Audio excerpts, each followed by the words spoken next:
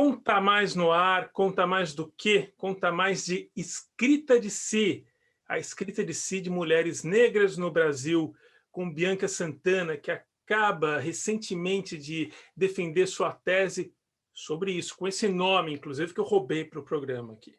A escrita de si de mulheres negras, memória e resistência ao racismo. Obrigado, Bianca. Conta um pouco sobre essa tese, esse trabalhão que você teve.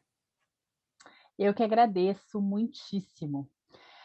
Essa tese é fruto de pesquisa que extrapola o período do doutorado. E é curioso porque eu entrei para estudar mulheres negras e redes sociais, busca por identidade, e só no processo mesmo de pesquisa, com um apoio super importante do meu orientador, o Marco Antônio Almeida, que eu fui conseguindo refinar e chegar ao que de fato era o tema central da tese. Então, eu parto da Sueli Carneiro, que faz uma pesquisa sobre o racismo no Brasil, utilizando as noções de dispositivo e de biopoder do Foucault, e ela elabora uma noção de dispositivo de racialidade.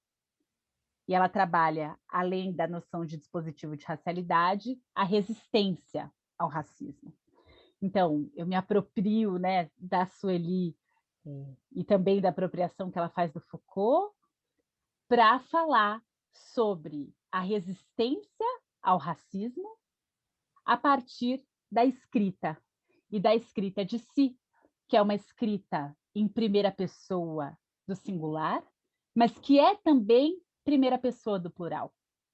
Quando mulheres negras narram suas memórias, elas narram também um período da história do Brasil, uma classe ou classes sociais específicas. Elas narram uma primeira pessoa que é também do plural. É lógico que isso acontece com qualquer sujeito, né? Todos somos seres coletivos. Mas pensando nas mulheres negras que tiveram suas vozes historicamente silenciadas, a minha hipótese é de que essa narrativa, essa elaboração estética da própria existência na escrita é uma forma de resistir coletivamente ao racismo.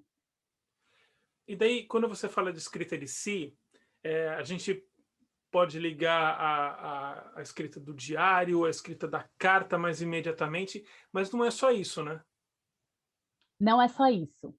Ela não tem a ver necessariamente com uma escrita confessional, em que você fala como foi seu dia, ou que você fica falando o tempo todo de você. Tem mais a ver com essa elaboração da própria percepção da existência, de visões do mundo, de narrativas próprias, com uma consciência desse sujeito político mulher negra. Quando Foucault trabalha a noção de dispositivo e de biopoder, e ele fala sobre resistência, ele diz que as tecnologias de si são uma forma importante de resistir ao biopoder. Para a Sueli Carneiro, essas tecnologias de si, elas nos permitem resistir ao racismo. Então, essa escrita de mulheres negras, que é uma elaboração de uma existência coletiva, e não necessariamente diário, carta, mas uma narrativa, ela nos permite pensar nessa ideia de escrita de si e de tecnologia de si, como cuidado. E aí é um cuidado de si, mas é também cuidado dos outros. E isso, então, seria uma forma de resistir a esse biopoder, né, que está acima de todas e todos nós. Pesquisadores vão jogar fora um monte de coisa que tem de homens brancos em todos os séculos, deixando essas escritas de si. Agora, quando você vai buscar a escrita da mulher negra, aí a documentação vai rareando, quanto mais para trás a Exatamente. gente vai, né? Exatamente. Mas quando eu comecei a pesquisa, eu achava que era ainda mais escasso. Porque a gente tem no nosso imaginário que ou mulheres negras não escreveram ou que elas não publicaram ao longo da história. Porque o que a gente aprende na escola, na universidade, o que é veiculado, né, pelas mídias, é sempre essa narrativa hegemônica, primordialmente dos homens brancos, em seguida de mulheres brancas, em seguida de homens negros, e raramente a gente acessa, ou pelo menos acessava há pouco tempo, uma escrita de mulheres negras. E para a tese, eu fui fazer um levantamento em estudos da área de literatura, de historiografia, para ver, né, que levantamentos as pessoas já tinham feito de escritas de mulheres negras. E eu encontrei muita coisa, muito mais do que eu imaginava. E ao mesmo tempo que é uma alegria você ter acesso a muita informação que você não sabia que existia, também é muito revoltante, porque como é que eu precisei chegar ao doutorado para saber que em 1770, mais ou menos, Esperança Garcia, uma mulher negra escravizada no Piauí, fez uma carta de denúncia da condição de escravidão a que ela e outros estavam submetidas para o então governador da época.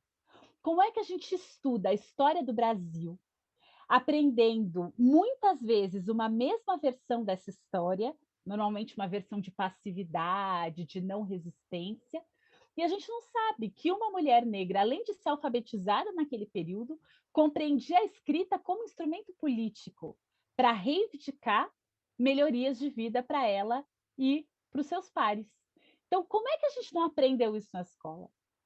Maria Firmina dos Reis, em 1859, lança um romance no Maranhão chamado Úrsula. É bastante aclamada na imprensa da época. Um romance abolicionista, escrito por uma mulher negra, quase 30 anos antes da abolição. Como a gente não sabe da existência deste livro? Então, ao mesmo tempo que eu fiquei muito feliz por acessar o escrito dessas mulheres, eu também fiquei muito indignada. Como é que a gente não acessa, né? Antes? Como é que todo mundo não tem condição de acessar? Além da Esperança, é Esperança, né? O nome dela? Esperança, eu encontrei como Esperança Esperança. Garcia. É. Que nome emblemático e maravilhoso para esse encontro, né? Quem Sim. mais te impactou, assim, dessas de tempos mais remotos, século XVIII, XIX? Olha, além dessas que eu citei, no comecinho do século XX, me impactou a Eunice Cunha, porque ela escreveu num jornal chamado Clarim da Alvorada, que era um jornal muito importante da imprensa negra paulista.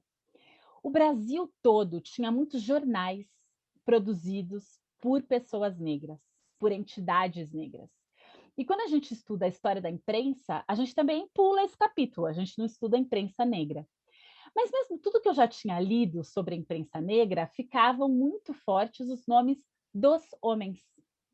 De repente, eu comecei a encontrar menções a escritos da Eunice Cunha, mas eu não encontrava os textos dela. A ECA, na USP, tem ali um acervo digital de imprensa negra, a Biblioteca Mário de Andrade tem algumas coisas, o Arquivo do Estado de São Paulo tem algumas coisas, mas eu não encontrava escritos da Eunice Cunha. Então eu falei, não, aqui é uma questão de honra, né? Se eu encontrei a informação de que essa mulher publicava nesse jornal, eu preciso procurar os textos dela e conseguir acessar pelo menos um dos textos. E aí eu consegui conversar com o filho dela, Henrique Cunha Júnior, que é professor na Universidade Federal do Ceará. E o filho dela não tinha também nenhum texto da mãe. Mas o que ele me disse foi: olha, o professor Amaury Pereira, lá do Rio de Janeiro, tem lidado com os textos da minha mãe. Então, se você for encontrar em algum lugar, é com ele. E ele foi maravilhoso, retomou os exemplares do Clarim da Alvorada, que ele tem arquivados na casa dele, e tirou fotos de textos da Eunice para me mandar. E só assim eu pude ter acesso a um texto da Eunice Cunha. Isso, para mim, foi muito emblemático. É um trabalho também quase de escavação, né? De encontrar esses textos, essas vozes que estão escondidas. Jornalista, escritora, professora e arqueóloga. Arqueóloga de textos. Agora me fala um pouco disso também, esse ponto de vista que é muito relevante, Bianca, porque ao mesmo tempo em que você está construindo esse doutorado, que dá uma reviravolta praticamente na metade dele, ou talvez mais em cima da hora ainda, coisas que você conta na sua tese em primeira pessoa, de um modo muito claro, muito Também, você mesma fala isso, né, com um pouco de escrita de si, numa tese que faz, faz com que esse texto fique mais pulsante ainda. Você continua com a sua atividade de jornalista, com um certo presidente pegando no seu pé em algum momento, e Sim. lançando uma biografia importante sobre a Sueli Carneiro, filósofa que também faz parte, que é parte importante da sua tese. Me fala um pouco dessa coisa toda, tudo ao mesmo tempo agora. Olha, é tudo a mesma coisa, né. Eu demorei um tempo para entender que eu estava fazendo uma mesma coisa. E quando eu me aproprio de vez dessa noção da escrita de si, eu percebo, que não faz sentido não me colocar, ou não colocar os meus escritos, ou as oficinas de escrita que eu promovia desde 2016. E meu orientador foi muito importante para me chamar a atenção para isso e me convocar a essa narrativa também, muitas vezes. Mas eu me lembro o dia em que eu estava escrevendo sobre biopoder, na perspectiva da Sueli Carneiro, sobre a política do Estado brasileiro de matar ou deixar morrer a população negra. E ao escrever sobre isso e acessar os dados, eu reconhecia aspectos muito próximos e muito recorrentes da minha própria trajetória.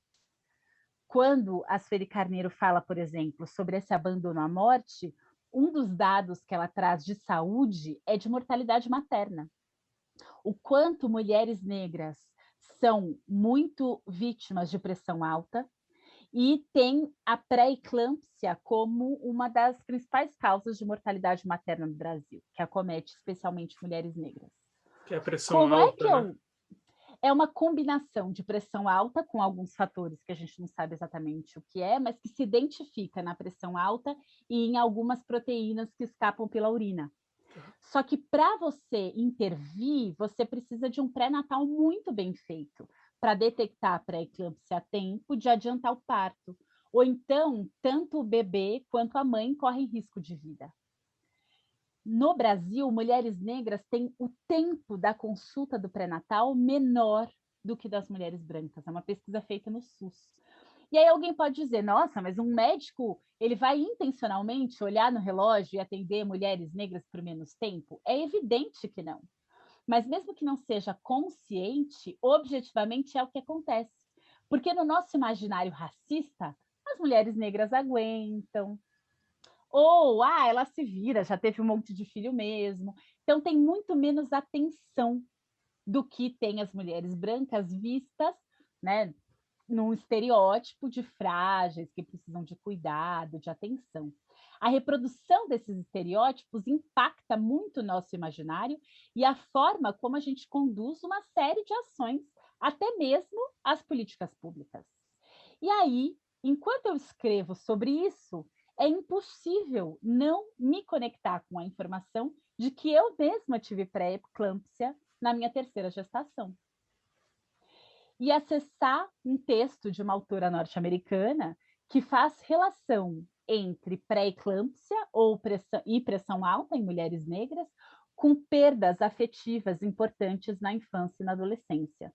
O que muitas vezes é lido aqui no Brasil como uma propensão biológica à pressão alta, tem estudos muito importantes que mostram que é uma propensão social, né? Que muitas vezes não é assim lido.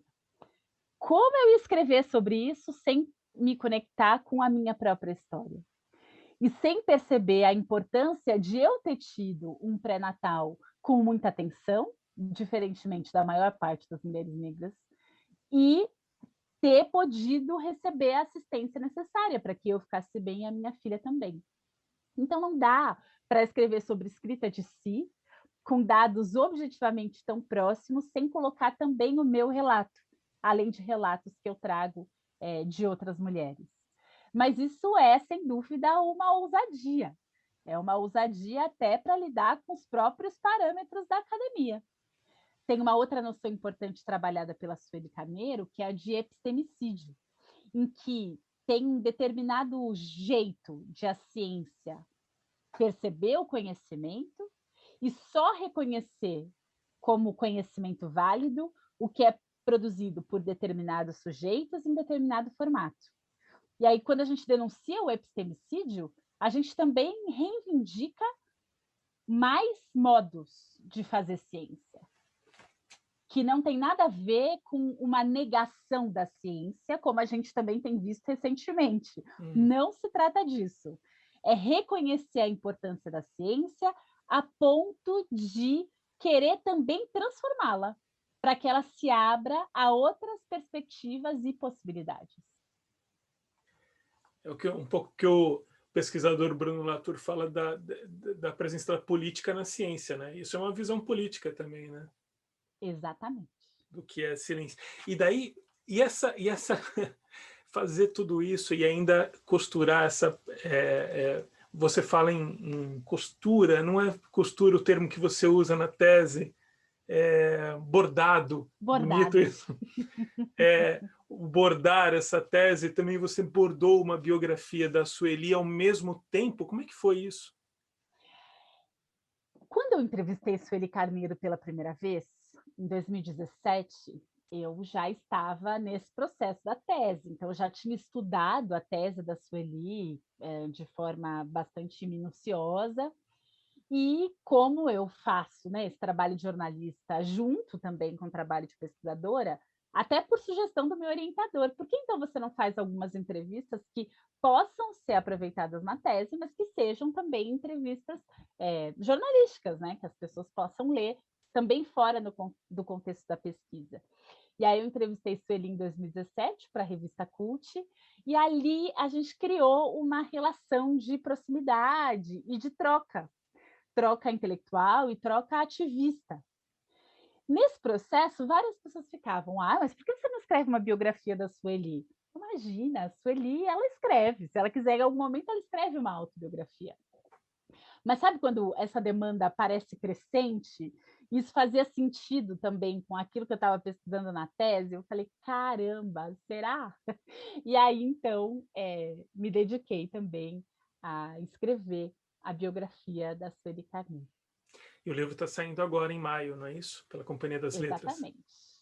Lançamento dia 11 de maio. Bianca, me conta a terceira parte daquela... Eu fiz uma pergunta muito grande, então eu estou retomando ela. Exagerei. No meio desse caminho todo, você também tem a sua atividade cidadã, vamos dizer, na coalizão negra dos direitos, né? Por direitos, aliás. E você vai a Brasília muitas vezes e tudo mais. Teve essa enchição, vamos dizer, essa incitação, né, do presidente falando de você, o que traz consequências chatas. Isso tudo, o quanto interferiu nesse teu processo todo?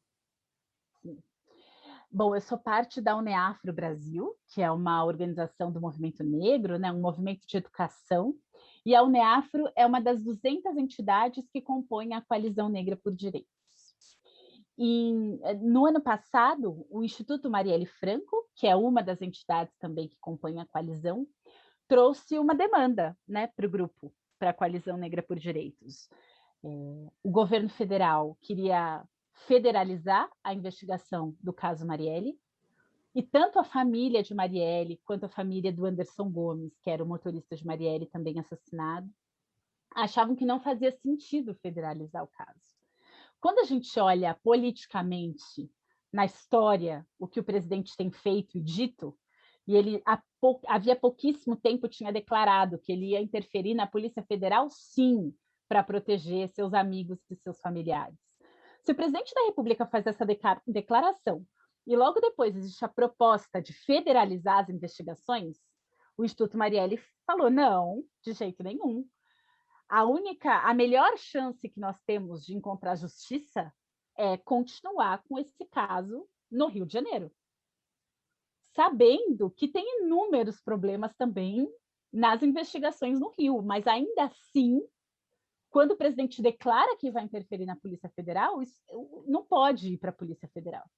Afinal, o presidente da República tem relação direta com a milícia acusada do assassinato de Marielle. Então, essa investigação precisa ser bem feita com isenção.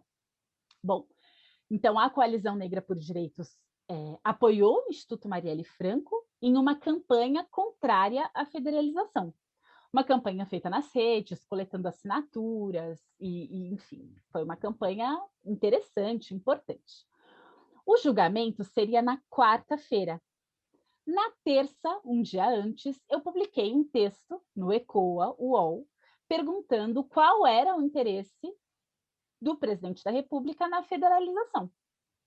E reproduzi aquilo que já estava mais do que mostrado na imprensa de todas as relações da família Bolsonaro com aquela milícia. E não são poucas, as relações são muitas. A partir de tantas relações, essa pergunta não é descabida. Perguntar qual é o interesse do presidente da República, qual é o envolvimento da família Bolsonaro com esse assassinato. É uma pergunta feita com bastante base. Bom, então na terça eu publico o texto, na quarta-feira foi votado e não foi federalizado o caso. Então a ação política da Coalizão Negra por Direitos, do Instituto Marielle Franco, teve bastante resultado positivo. Foi julgado com isenção, é evidente, mas um dos ministros que julgou o caso até citou a Coalizão Negra por Direitos, isso na quarta-feira. Na quinta-feira, em sua live presidencial, o presidente me acusa de ter produzido fake news. Mas ele não faz nenhuma menção a um texto que eu realmente tenha escrito. Ele pega um texto publicado por outra pessoa há muitos anos, diz que aquele texto é falso e diz que ele foi escrito por mim. Então, fui falsamente acusada de publicar fake news. Num primeiro momento, é lógico que eu levei um susto, mas depois fica bastante evidente que essa é uma estratégia, não só no Brasil, mas em vários lugares do mundo, da extrema-direita, de buscar tirar a credibilidade de jornalistas a partir desse tipo de acusação ou de campanha de difamação. Como eu faço um ativismo político que é coletivo, não acredito que a gente transforma nada sozinho, e toda essa minha ação política se dá na UNEAFRO e na Coalizão Negra por Direitos, quando veio essa acusação, a gente também fez uma avaliação na UNEAFRO e na coalizão de que caminho seguir. E o grupo jurídico da Coalizão Negra por Direitos me apoiou num processo contra o presidente da República por danos morais. E eu ganhei em primeira instância, ele recorreu, então o processo segue.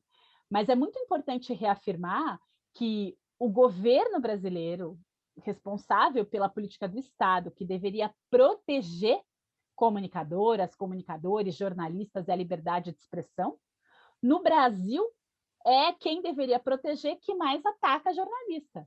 Então, tem estudos da Artigo 19, Repórteres Sem Fronteiras, que mostram o quanto no Brasil é o presidente da República e o primeiro escalão do governo quem mais atacam jornalistas.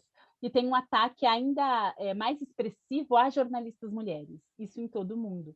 Então, eu cheguei a fazer um depoimento na Comissão de Direitos Humanos da ONU, a convite de uma série de organizações da sociedade civil que querem denunciar essa situação no país, e agora, mais recentemente, a própria ONU me pediu uma análise e um novo relato para compor o relatório que a Michelle Bachelet vai apresentar agora na próxima reunião também da Comissão de Direitos Humanos. Alguém vai dizer assim, nossa, mas a conversa começou na tese e chegou no Palácio do Planalto. É porque está tudo absolutamente interligado, inclusive Marielle Franco, cujo assassinato acontece nessa caminhada sua, da tese, desse documento importante, e uma pessoa que você conheceu, você conta isso também. E outra coisa bonita que você escreve ali na tese é que, bonita e triste ao mesmo tempo, porque você diz, eu não vou ver essa justiça social acontecer, mas você consciente de que está construindo um pavimento importante para isso, assim como outras pessoas que fazem parte desse trabalho também construíram. essa consciência do coletivo ao longo do tempo também, não só do momento, né? Exatamente. Se a gente olhar a história, a gente está a um pequeno passo da abolição no Brasil. Não à toa, muitas pessoas falam numa abolição inconclusa.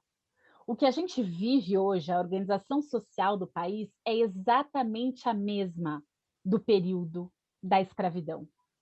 E um país que teve quase 400 anos de escravidão, em que pessoas negras, fossem elas pretas ou pardas, não eram consideradas pessoas, elas eram posse de alguém, elas podiam ser compradas, vendidas, torturadas, mortas sem nenhum problema.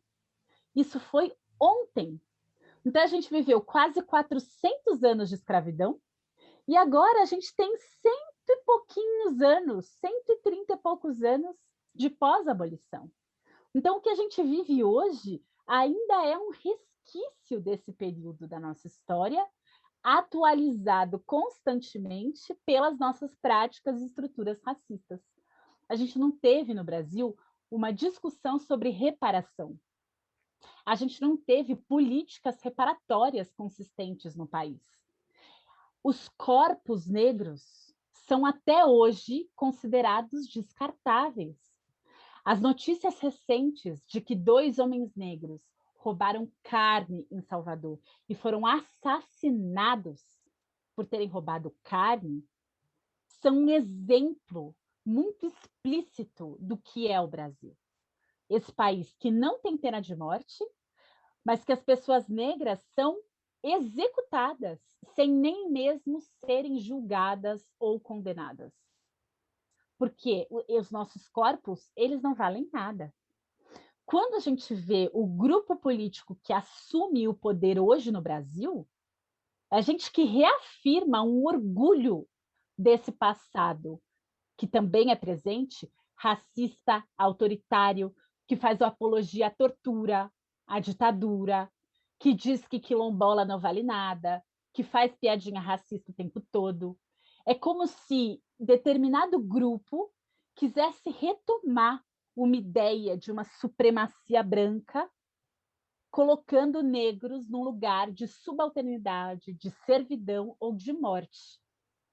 É assim que o Brasil se estrutura, mas a gente viveu períodos de tentativa de mudar o próprio Estado. Governos que buscaram outra possibilidade para pessoas negras nesse país. O que a gente vê, me parece, muitas vezes, uma reação, uma reafirmação do que a gente tem de mais perverso e racista. Mas a resistência vem também na mesma medida. Então, eu tendo a ser otimista. É lógico que atualmente fica difícil ser otimista o tempo todo, acho que está todo mundo nos altos e baixos. Só que quando a gente olha para o processo histórico que a gente vive, é como se fosse assim um estribuchar final de um determinado grupo que não aceita direitos, que quer viver seus privilégios subjugando outros sujeitos. O que a gente precisa é construir direitos. E algumas pessoas falam: ah, mas esse negócio de movimento negro não é racista? Não, a proposta do movimento negro é enfrentar o racismo para que todas as pessoas, independentemente da sua cor de pele, dos seus traços, do seu cabelo, da sua origem social, possa ter acesso a direitos. Essa é a luta do movimento negro. Só que quem quer privilégios não aceita que pessoas negras, que pessoas pobres, que mulheres tenham direitos. Esse é o embate colocado hoje. Você diria, então, escrevam, construam memória, é isso? Você que é professora de escrita também, né? Sim. Olha, eu diria muitas coisas, porque não tem uma única ação que nos permita melhorar, sair do ponto em que nós estamos. A gente tem que fazer tudo ao mesmo tempo. Então, escrevam, estudem, façam incidência política, sejam candidatas ou candidatos ao executivo, ao legislativo. A gente precisa entregar comida porque tem gente com fome, a gente precisa dar de comer a quem tem fome, a gente precisa fazer ciência, precisa estar na academia, a gente precisa fazer tudo ao mesmo tempo, porque o tamanho do que a gente precisa construir no Brasil é enorme. Então, a gente precisa de todo mundo. Do meu lado, eu busco escrever, registrar memória, me parece um passo essencial para, como você falou, pavimentar os caminhos para quem vem também na luta por direitos. Pavimentar, eu vou até trocar esse nome, porque pavimento já tem muito cimento no mundo, muito asfalto, Tem né? toda a razão, Vamos toda a razão. botar um caminho de pedra com grama, com mato, uma Ótimo. trilha no mato, porque é mais Vamos, agradável a gente estar vamos. precisando, né, Bianca? Muito, a gente precisa muito. Vamos buscar caminhos, né? E quanto mais floridos e verdes eles forem, melhor. Eu vou ficar mais atento nessa escolha de palavras. Não vou mais falar pavimentar. Eu falo pavimentar também vou me corrigir. Bianca, muitíssimo obrigado por abrir esse clarão assim na sua, né, no seu dia atribulado, e toda sorte com o livro novo e com os próximos. Já tem coisa nova a caminho ou não? Você pode contar alguma coisa? Eu que agradeço muitíssimo, André, de verdade. Eu estou assim respirando a publicação da biografia da Sueli. Lógico, seria mentiroso falar que eu não tenho outras ideias ou projetos, mas tenho tentado a presença de fazer uma coisa por vez, o que é um grande desafio para mim. Então, por enquanto, é a biografia da Sueli Caminho. É isso, obrigado. Espero que vocês tenham curtido também.